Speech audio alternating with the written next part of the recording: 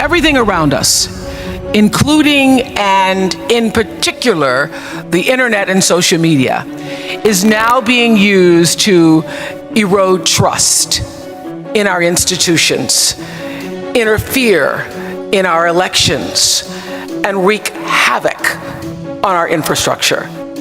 It hands advertisers a map to our deepest desires. It enables misinformation to run rampant, attention spans to run short, and false stories from phony sites to run circles around major news outlets.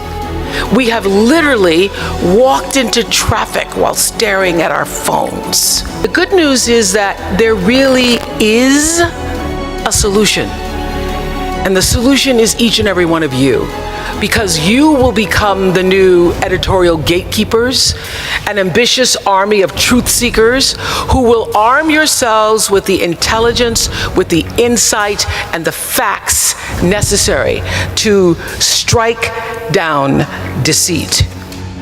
You're in a position to keep all of those who now disparage real news.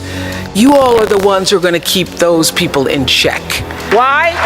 Because you can push back and you can answer false narratives with real information, and you can set the record straight.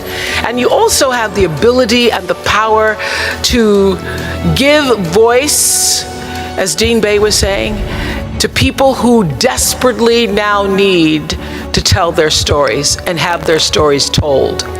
And this is what I do know for sure, because I've been doing it a long time.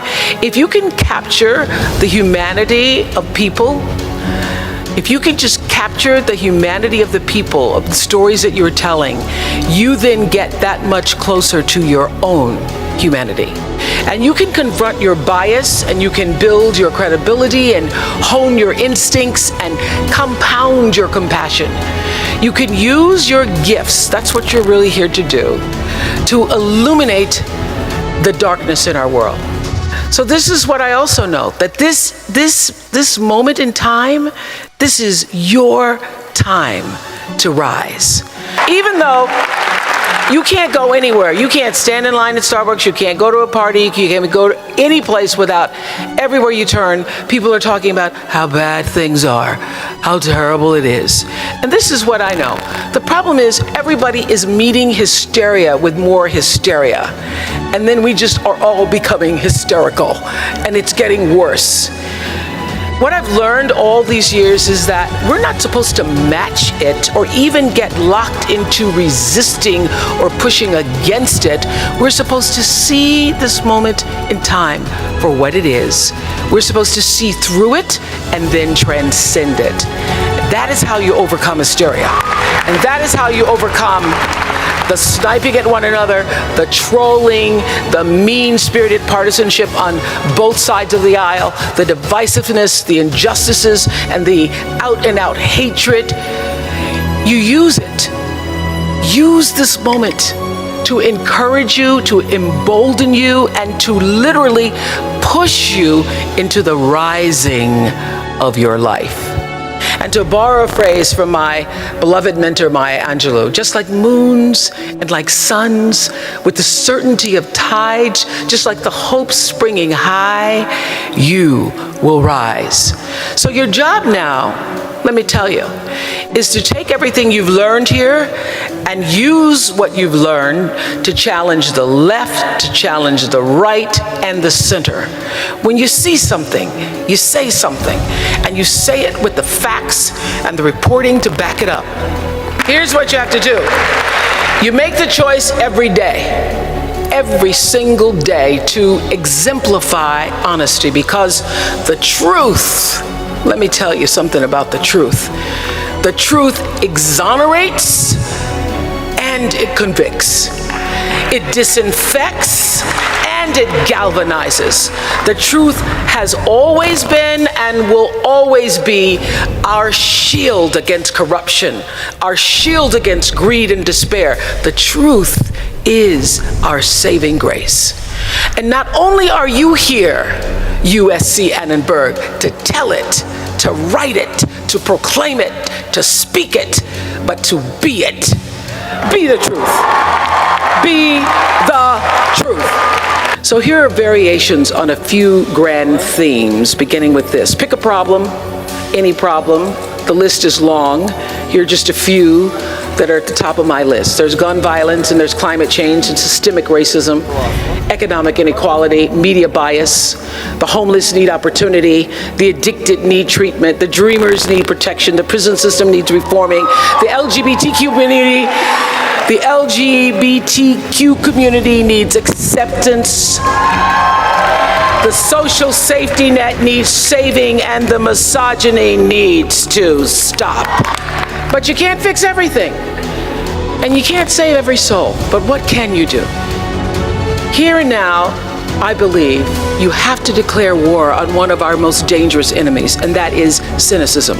Because when that little creature sinks in, its hooks into you, it'll cloud your clarity, it'll compromise your integrity, it'll lower your standards, it'll choke your empathy, and sooner or later, cynicism shatters your faith.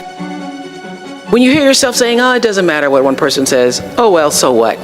It's not gonna make any difference what I do, who cares? When you hear yourself saying that, know that you're on a collision course for our culture. And I understand how it's so easy to become disillusioned, so tempting to allow apathy to set in, because anxiety is being broadcast on 157 channels, 24 hours a day, all night long.